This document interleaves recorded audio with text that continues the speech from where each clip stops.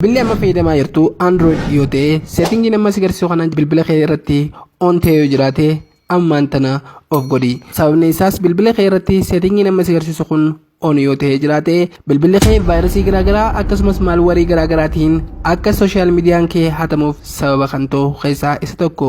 Innis aappilikeeshinoota faayidaa hin qabnee fi akkasumas haakaroonni sitti ergan guutumaan guututti bilbilli kee hayyama kannee fi akka bilbila kee irratti bu'u godhuudhaan sana booda sooshaal miidiyaatti fayyadamaa jirtu karaa gabaabaadhaan si jalaa hatamuu danda'a. Guyyaa irraa galtee seetingii nama si agarsiisu kana yoo sirreeffatte garuu vaayirasiis ta'e akkasumas haakaroonni wantoota isaan sitti ergan kamiyyuu hayyama keetiin ala bilbilli kee gonkumaa dabarsee sooshaal miidiyaan kee akka hatamu hin godhu.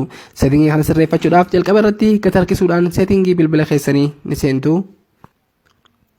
Ammallee gaddeemuudhaan isa aappilikeeshin isa jiru haala kanaan isiniif fida isa kana ni filattu. Haala kanaan erga isiniif fidee sarara sadii kan gama mirgaa irratti argamu isa gama gubbaa kan irratti argamu ni filattu. Sana booda ammas akkuma agartan special access isa jiru kana ni filattu.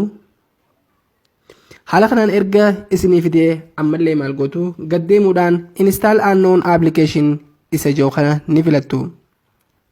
Haala kanaan isiniif fida guys akkuma agartan applicationonni not allowed fi akkasumas allowed kan jiran hedduun as jalatti argamu.